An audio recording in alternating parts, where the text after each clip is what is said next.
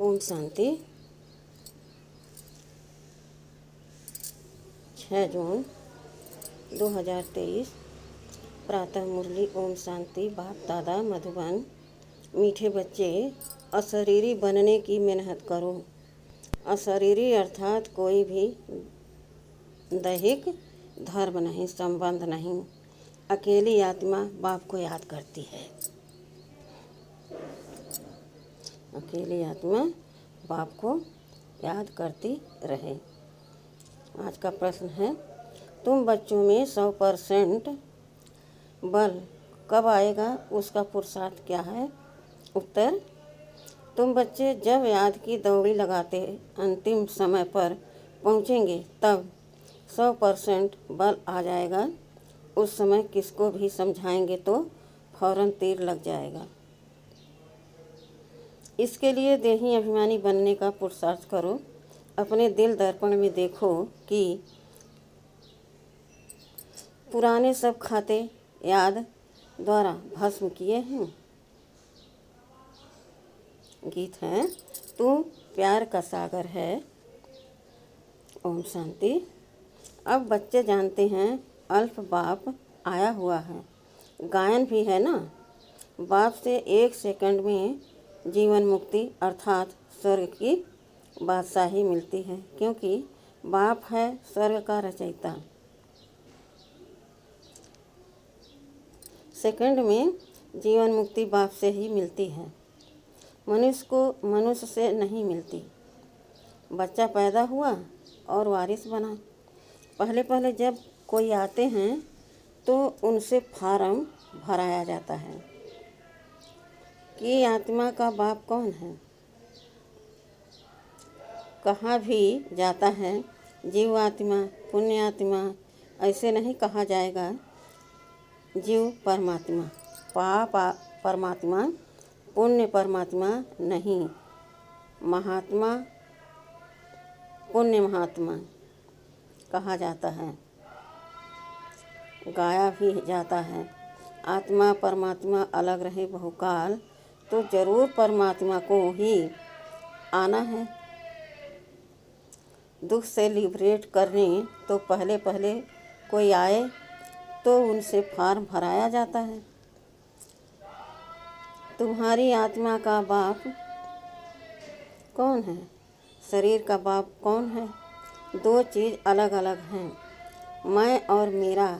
मैं आत्मा, मेरा शरीर, हम आत्मा का रहने का स्थान कहाँ है? फिर तुम्हारी आत्मा का बाप कौन है? ऐसे नहीं कहा जाएगा परमात्मा का बाप कौन है। पहले अल्फ को जानना है। वह है तुथ ज्ञान का सागर। वह सबका बाप है।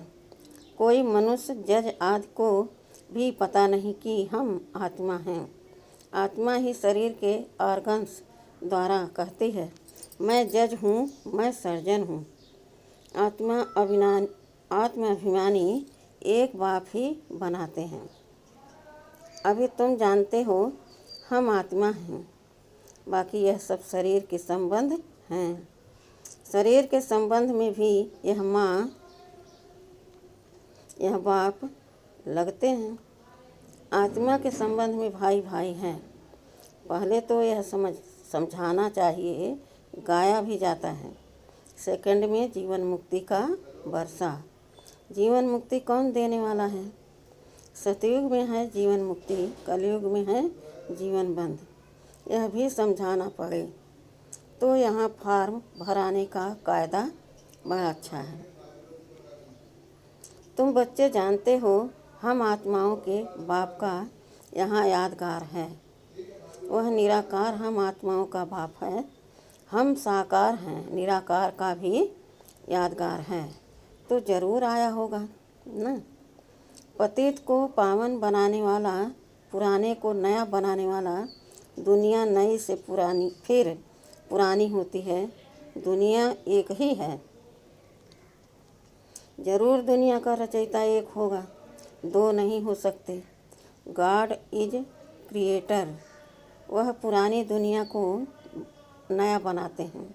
नई दुनिया अथवा भारत स्वर्ग था। God is one, word is one सतयुग था, अब कलयुग है। प्राचीन भारत था तो जरूर नई दुनिया रचने वाले ने भारत को नया बनाया है। पहले जब कोई आते हैं तो उनको यह राज समझाना है। तुम आत्मा हो, आत्मा पुनर्जन्म लेती रहती है। बाप आकर देही अभिमानी बनाते हैं। मैं जज हूँ, बैरिस्टर हूँ, अथवा मैं क्रिश्चियन धर्म का हूँ। यह सब शरीर के धर्म हैं। आत्मा अशरीरी है तो कोई संबंध नहीं है, कोई धर्म नहीं है। आत्मा अलग कर्मातीत हो जाती है। फिर नए सिर माँ बाप आदि संबंध बनते हैं। चूल्हा बदला, पाट बदला, माँ बाप सब नए बन जाते हैं। आत्मा पुनर्जन्म लेती रहती है। वास्तव में आत्मा निराकार है, निराकारी दुनिया में रहती है। फिर आत्मा शरीर धारण करती है तो कहते हैं यह मेरा नाम रूप है। अब बाप बैठ बच्चों को समझाते हैं, तुम अपने को आत्मा समझो, तुमको वापस जाना है। तुमने 84 जन्मों का पाठ बजाया, तुम बैरिस्टर बने, राजा बने, अब तुम विश्व के मालिक बनते हो। आत्माओं से बात परमपिता परमात्मा ही कर सकते हैं। यह बातें कोई की बुद्धि में नहीं है। वह तो कह देते आत्मा सो परमात्मा है। बाप आकर सृष्टि के चक्र का राज समझाते हैं। अभी तुम जानते हो कि बरोबर हमने 84 जन्मों का चक्र लगाया है। अब यह अंतिम जन्म है, वापस घर जाना है। मनुष्य कोशिश भी मुक्ति धाम में जाने के करते हैं। हम आत्मा मुक्ति धाम की रहवासी हैं, परंतु देह अभिमान होने के कारण जानते नहीं। हम आत्मा निराकारी दुनिया में रहते हैं, वहाँ से आए हैं पाठ बजाने। अब भगवान को याद करते हैं भगवान के पास जाने के लिए। तो पहले पहले यह समझाना है, आत्मा और शरीर दो चीज़ें हैं। आत्मा में मन बुद्धि है, चैतन्य है। आत्मा विनाशी है, शरीर तो विनाशी है। सब आत्माओं का बाप वह निराकार परमपिता परमात्मा है। नॉलेजफुल उनको ही गीता का भगवान कहा जाता है। सब भक्तों का प्यार है, प्यार के सागर परमात्मा से। भक्तों को कितना खींचते हैं। भगवान तो एक होना चाहिए। इतने सब भक्त हैं, सभी पतित हैं। पतित पावन को याद करते हैं तो जरूर एक निराकार होना होगा ना। बाकी सब उनकी रचना है। ब्रह्मा विष्णु शंकर भी रचना है, मनुष्य सृष्टि भी रचना है। ऊंच ते ऊंच बाप परम धाम का रहने वाला है। जैसे आत्मा स्टार है, वैसे परमपिता परमात्मा भी स्टार हैं। बच्चों को समझाया है, और भी एक है, उनको रिपीट करना है। जो भी धर्म हैं सबको चक्र लगाना है। सब एक्टर पार्ट धारी हैं, कोई का भी पार्ट बदल नहीं सकता, तो पार्ट बजाना ही है। पहले पहले यह समझाना बहुत ज़रूरी है कि आत्मा का बाप कौन है। कहते हैं ओ गॉड फादर। यह किसने कहा? आत्मा शरीर द्वारा बोलती है। आत्मा का बाप परमपिता परमात्मा है। यह है मुख्य बात। तुम्हें कोई से जास्ती डिबेट आज नहीं करनी है ही सेकंड में जीवन मुक्ति। बाप बच्चों को समझाते हैं, बच्चे तुम देही अभिमानी बनो। इस समय यह पतित दुनिया है। गॉड फादर को न जानने कारण ऑर्फन बन पड़े हैं। सतयुग में तो प्रारब्ध भोगते हैं, वहाँ बाप को याद करने की कोई दरकार ही नहीं। दुनिया को यह पता नहीं कि भारतवासियों को बाप से प्रारब्ध मिलती है। भारत स्वर्ग बन जाता है, नर्क बनाने वाली है माया रावण। भारत को नए से फिर पुराना होना ही है। समझो मकान की आयु 100 वर्ष होगी तो 50 वर्ष के बाद पुराना कहेंगे। वैसे दुनिया नए से पुरानी बनती है, फिर नई कौन बनाएंगे? रिपीट कैसे होती है? दुनिया पावन थी, किसने तो बनाया होगा ना।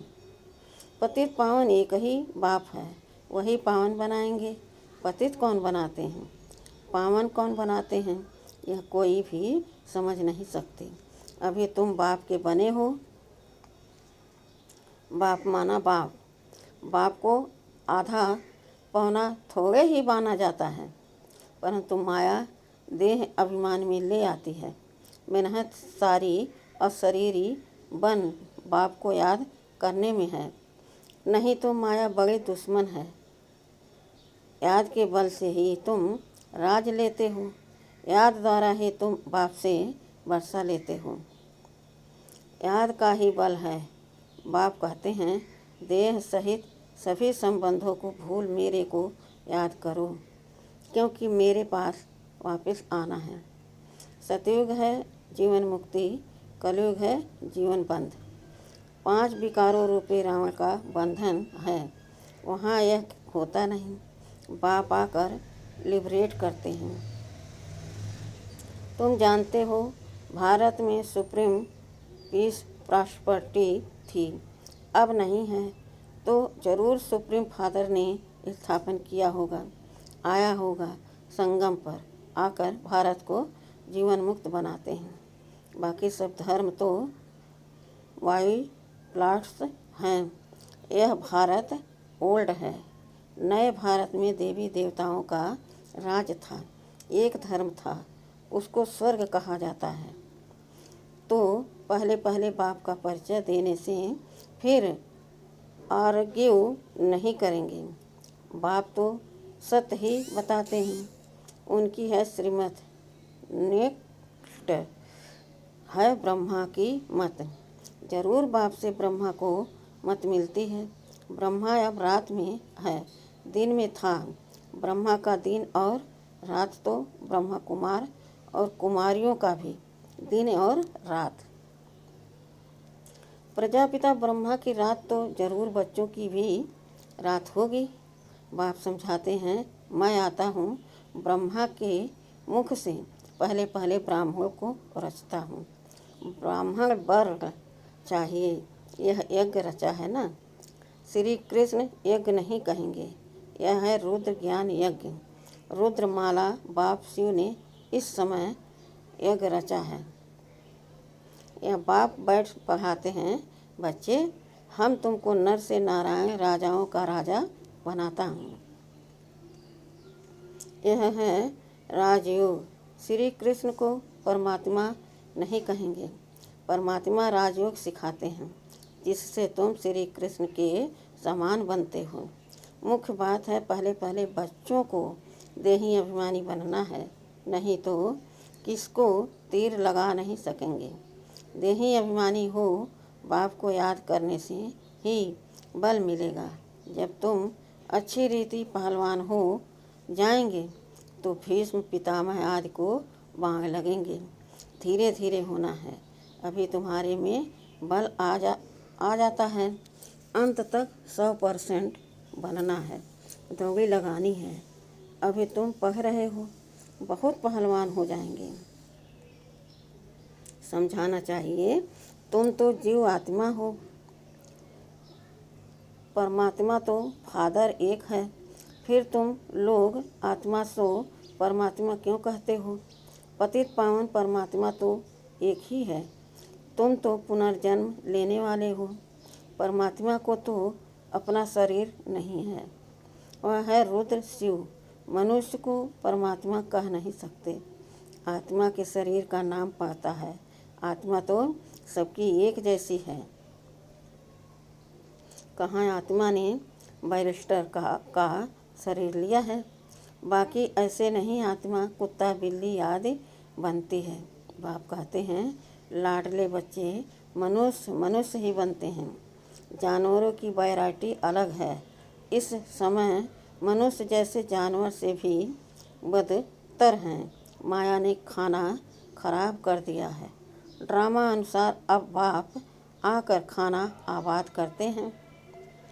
परमात्मा को माता पिता भी भारतवासी कहते हैं।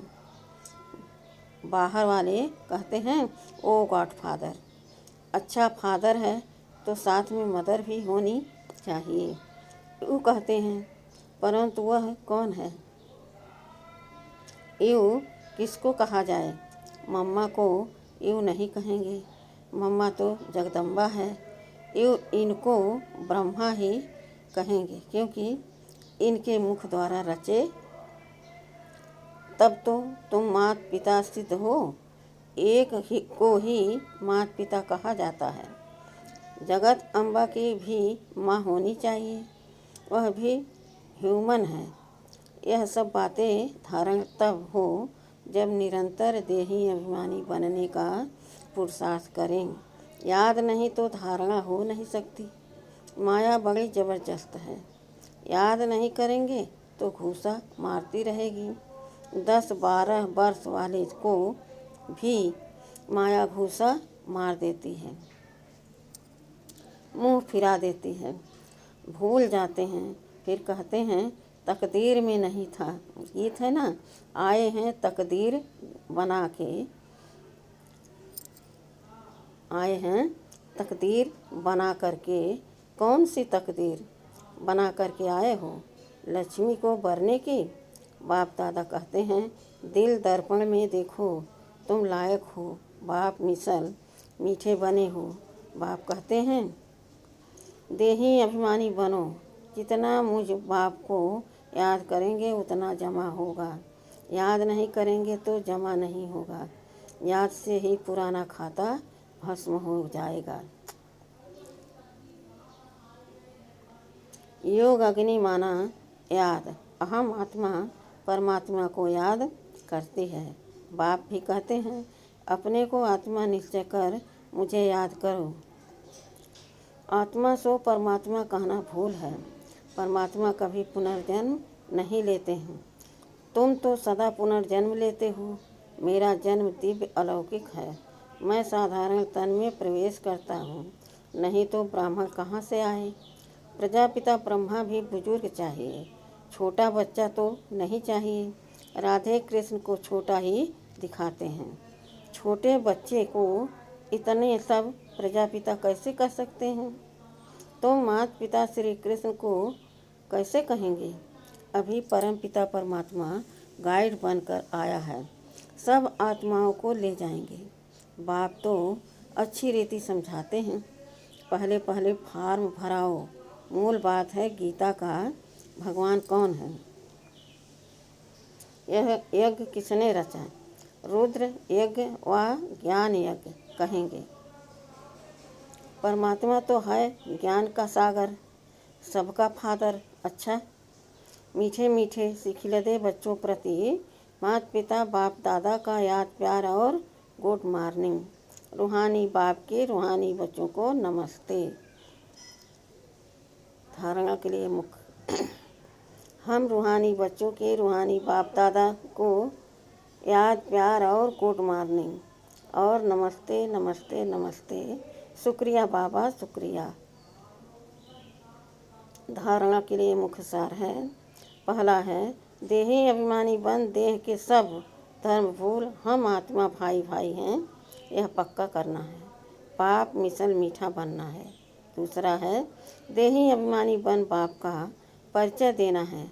सेकंड में जीवन मुक्ति का वर्षा बाप से मिलता है। डिबेट किससे भी नहीं करनी है। वरदान है हिम्मत और उत्साह द्वारा हर कार्य में सफलता प्राप्त करने वाले महान शक्तिशाली आत्मा भव। भक्ति में कहते हैं हिम्मत उत्साह धूल को भी धन बना देता है। आप में यदि हिम्मत और उत्साह है तो दूसरे भी आपके सहयोगी बन जाएंगे। धन की कमी होगी तो उत्साह कहाँ न कहाँ से धन को भी खींच कर लाएगा, सफलता को भी खींच कर लाएगा। तो जो निमित्त महान आत्माएं हैं उनका काम है स्वयं उत्साह में रहना और दूसरों को उत्साह दिलाना। जब अभी आप ऐसे उत्साह में रहे हो तब जड़ चित्रों में सदा मुस्कराता हुआ शक्तिशाली चेहरा दिखाते हैं। अच्छा, ओम शांति। आज का स्लोगन है, भाग्यवान आत्मा वह है जिस पर बाप दादा के स्नेह की छत्र छाया है। आज का स्लोगन है, भाग्यवान आत्मा वह है जिस पर बाप दादा के स्नेह की छत्र छाया है। अच्छा, ओम शांति।